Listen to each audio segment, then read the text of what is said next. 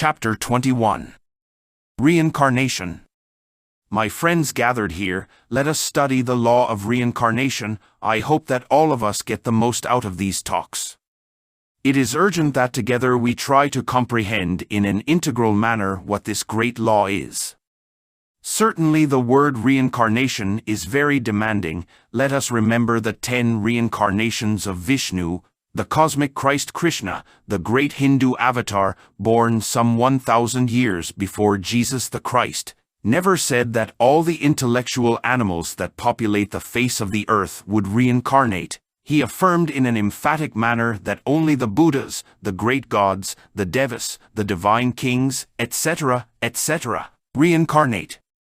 Entering in a more detailed manner into the study of the law of reincarnation, we can say with complete clarity that the reincorporation of those who do not possess a sacred individuality is not possible. Unquestionably, only sacred individuals reincarnate, and because of this, in secret Tibet, human reincarnations were always celebrated with great religious feasts. In the name of the truth, I want to clearly affirm, without doubts, the crude reality that re-embodiment or the reincorporation of souls is only possible when one possesses the golden embryo, the golden flower. Analyzing this matter with great thoroughness, we come to understand that such an embryo should be fabricated in a deliberate manner through conscious works and voluntary sufferings. Within the solely retrospective field, we discover the origin of all those infrahuman elements in which is imprisoned the psychic material or prime matter, with which it is possible to elaborate the golden flower, the golden embryo.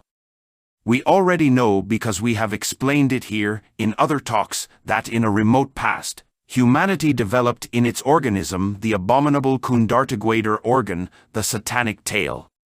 When humanity lost such an organ, there remained in the 5 cylinders of the organic machine, mind, emotion, movement, instinct and sex, the evil consequences of the aforementioned organ. Indubitably, these extremely bad results came to constitute a type of subjective and infrahuman second nature that all rational animal carry within.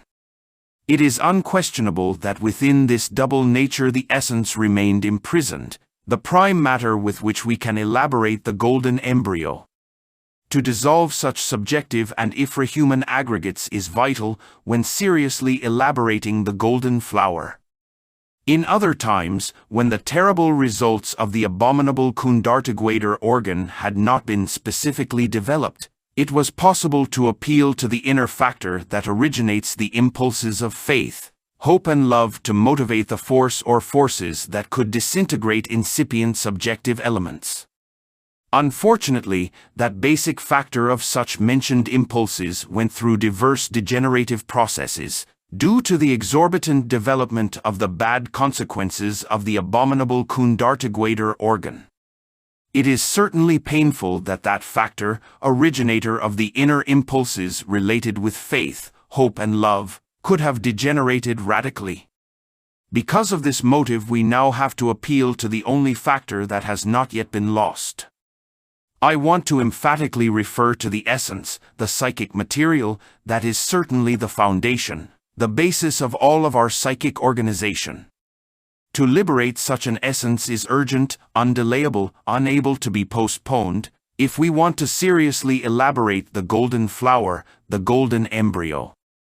Unfortunately, this prime matter, this psychic material does not take part in the routine activities of our erroneously called vigil state. It is a pity that this factor on which are established all the psychic processes is found imprisoned within the subconscious zones. To get such a factor to come out of the solely subjective state to manifest in an autoconscious and objective manner within our activities of daily life is vital, urgent and necessary. The ego, with all its psychic aggregates, is then that double anti-human nature, that infrahuman appendage within which consciousness is trapped. If we want to possess a sacred individuality, we should resort to the scalpel of self-criticism to carry out the dissection of all those false values that constitute the myself. Much has been said about creative comprehension. It is indispensable to know in an integral, unitotal manner all the psychic defects that we possess. To intellectually comprehend is not everything. It is indisputable and irrefutable that any psychological defect is processed in 49 subconscious and infraconscious, and even unconscious levels. The comprehension on such and such a level is not sufficient. One needs with urgency to understand one's defects in depth. It is indispensable to perforate them, if we really want to exterminate them, annihilate them. However, creative comprehension, although it is urgent and undelayable, is riot everything. We, the Gnostics, go much further. We want to capture, to grasp the deep significance of that which we have integrally comprehended. It is not possible to originate those inner impulses that are to provoke radical changes in our psyche when we have not been able to capture the deep significance of such and such a psychological defect. Obviously, we come to be duly prepared for such and such an internal change when we have comprehended such and such an error of our psyche. Afterwards comes elimination, and then we appeal to forces of a divine nature.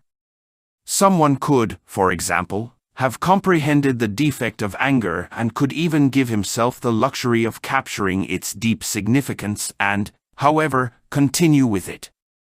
To eliminate is different, because the mind can provoke diverse modes of action. It can label the defects, move them from one department of understanding to another, but it cannot fundamentally alter them.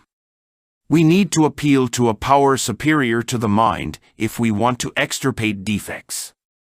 Fortunately, such a power exists. I want to now refer to the serpentine fire, to that sacred fire that normally develops in the body of the ascetic. If such an igneous power could in the past divide the divine hermaphrodites into opposite sexes, it is ostensible that it can also extirpate from our psyche the inhuman elements that, as appendages, constitute in us a dual, sinister, terribly perverse, leftist nature. We have already said in our work titled The Mystery of the Golden Blossom, that with the first percentages of liberated essence, the seminal pearl is formed. We have already affirmed in such a work that as the different subjective elements of man himself are reduced to cosmic dust, the seminal pearl develops, becoming the golden embryo, the golden flower. Therein lies the mystery of the golden flowering. I have explained the modus operandi too much, both in my talks as well as in my previous books. At those times I said that we should learn to direct that serpentine fire or ray of the kundalini against such and such inhumane aggregates, with the goal of pulverizing them, with the purpose of liberating the essence. I explained that precisely in the lit forge of Vulcan, we had the opportunity to work with the lance of Achilles. Only with the holy lance, marvelous emblem of the sexual transcendental electricity, can we disintegrate defects of a psychological type. Whoever possesses the golden embryo, whoever has elaborated it through deliberate and conscious mortifications, has the right to reincarnate. It is evident that the golden flower confers on us sacred individuality. Undoubtedly, the golden embryo comes to establish in us a complete equilibrium between the spiritual and the material. Those who do not possess such an embryo as yet return, come back, re-embody in new organisms, but do not reincarnate. Let us distinguish then between reincarnation and return. Rare are those who reincarnate, millions are those who return. Question, Master, can you tell us when the Kundartagwader organ developed in humanity and with what purpose? Answer, with great pleasure, I will answer the question that our secretary sister has asked. During the epoch of the continent of Mu or Lemuria, located as we have said in past talks, in the Pacific Ocean, it was necessary to develop such an organ with the purpose of stabilizing the geological crust of the Earth. As the human machine automatically transforms cosmic energies to retransmit them to the superior layers of the planetary organism in which we live, any change that occurs in such machines originates determined results in the interior of our planet Earth. It was then, in that era, some 18 millions of years or more ago, that the cosmocrators gave complete freedom to the internal Lucifer of each of us, so that the tail of the apes could be developed, that abominable Kundartagwader organ, in each human organism. Indubitably, with such an action of the cosmocrators, the energetic transformation within the human interior was altered, causing magnificent results for the geological crust of the earth, since the latter stabilized, but sinister ones for humanity. Much later on in time, the gods eliminated the organism, the fateful appendage, but they could not eliminate its consequences, since the latter, as we have already said, became a second inhumane and perverse nature within each of us. Question, Master: then the cosmocrators are to blame for the inhumane consequences that humanity today carries in their organisms? Answer: this question seems interesting to me. The gods that were involved in that matter committed some errors of calculation and are to blame for these. I want you to know that even the gods make mistakes. It is clear that in a future cosmic day, those ineffable ones will have to pay their corresponding cosmic karma. Question: since the essence is the only thing that makes up our psychic organization, you were saying, Master, that it is fortunate that it has not been lost. Does this mean that there would be a danger of the essence being lost? Answer: with great pleasure I will answer the question of the gentleman. With all due respect, I allow myself to tell the audience that is listening that the question has been somewhat badly phrased. I have not said that the essence is our psychic organization. I have only wanted to affirm that the former is the basic factor of all our psychic organization, and this is a little different. Ostensibly, it is not possible that the essence be lost. Because of this, I affirm that it is the only factor that fortunately has not been lost.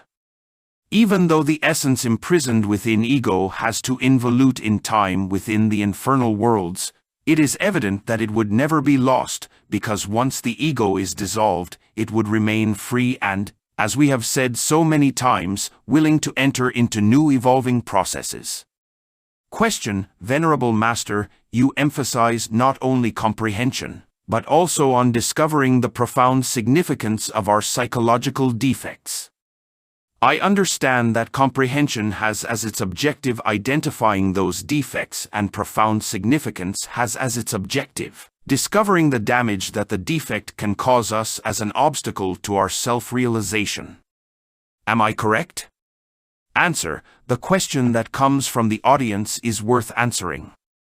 Comprehension is not identification. One can identify a psychological defect without having comprehended it. Let us distinguish then between comprehension and identification.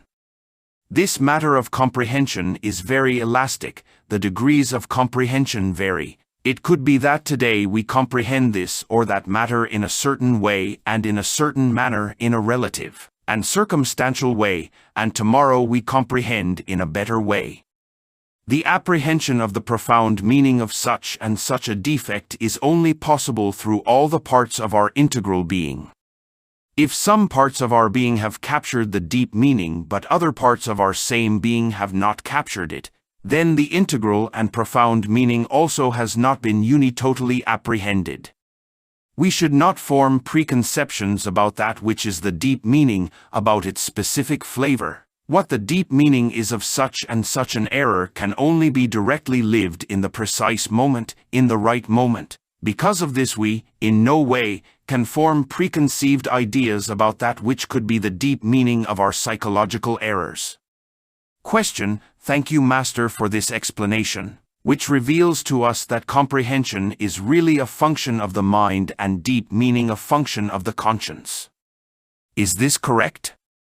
Answer: friends, the mind with all its functionalisms is feminine, receptive. It is absurd to make it positive. It would be foolish to praise ideas, preconceptions, or theories. Since the mind then is a solely passive instrument by nature, it could not by itself occupy the place of comprehension. Distinguish then between what is comprehension and what the instrument is that we use to manifest ourselves in the world. Obviously, comprehension belongs more to the essence, to the intimate functionalisms of the conscience, and that is all. The deep significance of such and such a psychological error differs from comprehension by the very fact of belonging to the diverse perceptions or direct experiences lived by the diverse parts of the unitotal being. Question, Master, the man that reincarnates can choose the place and the family where he returns with an awake consciousness? Answer, with great pleasure I will answer this new question. Allow me to inform all those present here that he who possesses the golden embryo also has awake consciousness immediately. In this case it is given to him to voluntarily choose the zodiacal sign in which he wishes to reincorporate himself, reincarnate himself, re-embody himself. However, it is not possible for him to alter his karma. He can select diverse types of birth, family, nation, city, etc., but always in accordance with his karmic debts. This means that he could resolve to pay this or that debt in accordance with his free choice, but in no way can he avoid these debts. He will only have the right to choose between this or that debt to be paid first, and that is all. Question, Master, the fallen bodhisattva loses his golden embryo? Answer, this question is certainly very original, and because of this it is convenient that we answer it concretely. It is necessary to comprehend that the golden embryo is imperishable, immortal, eternal. In this manner then, the fallen bodhisattva can annihilate himself in the ninth sphere, pass through the process of destruction of the superior existential bodies of the being. However, he would never lose the golden embryo. The latter, after the radical destruction or definitive annihilation of the ego, would come forth, would come back to the surface of the earth, to the light of the sun, to reinitiate or begin a new evolution. Question, Master, does the consciousness fail asleep in the fallen bodhisattva? Answer, distinguished friends, it is clear that on falling, there resurrects in a bodhisattva the bad consequences of the abominable kundartagwader organ, and then, the golden embryo, the consciousness, comes to be indisputably trapped in such infrahuman factors. The result is that the consciousness in this case loses a good percentage of its habitual lucidity, although it does not radically fall asleep. Question, Master, the man that has acquired sacred individuality totally lacks desires? Answer, friends, if someone has dissolved the ego, if he has become disegotized, indisputably he has individualized himself, but desire is something more profound.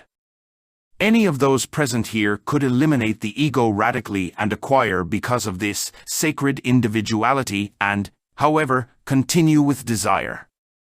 This seems truly paradoxical, contradictory, and even absurd, but we should analyze it a little. Friends, time claims many things. Once the evil consequences of the abominable kundartagwader organ are annihilated, there remain the teleogenora's tapes.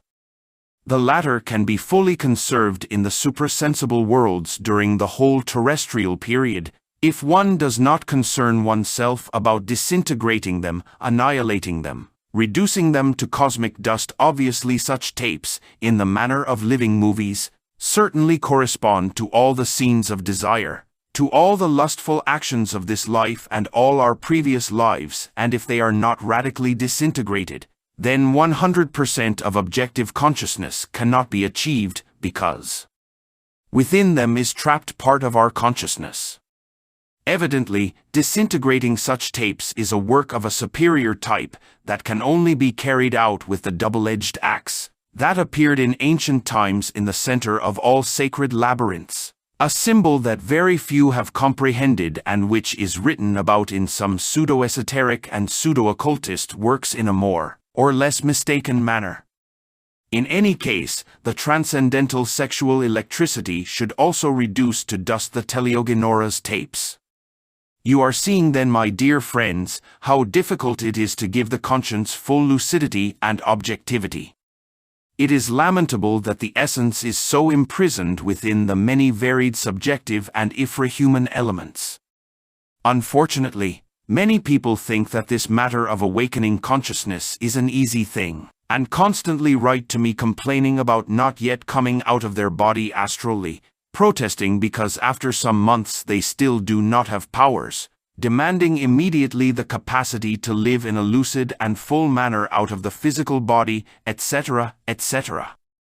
Usually those who begin our studies are in search of powers, and when they do not transform themselves into omnipotent individuals immediately, then they find the subjective path of spiritism, or they affiliate themselves with diverse schools of a subjective psyche, with the purpose of instantly obtaining the coveted psychic faculties. Full objectivity implies radical destruction of all that is inhuman that we carry within, annihilation of subconscious atoms, absolute death of the double infrahuman nature, radical pulverization of all the memories of desire. In this manner, dear friends, anyone can have achieved sacred individuality and still not be, because of this, completely free of the process of desire.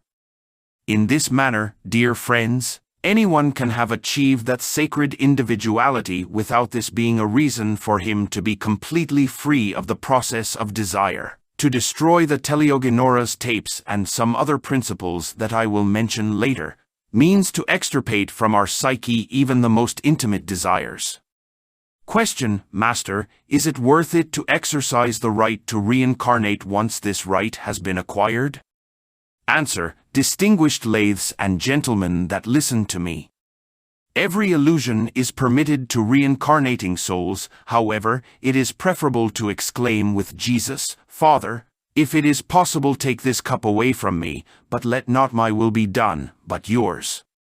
In these instants, when I converse with you here, within the study of my own house, which is also yours, something very interesting comes to my memory. It so happens that on a certain night I was called telepathically by a group of masters of the Venerable Great White Lodge.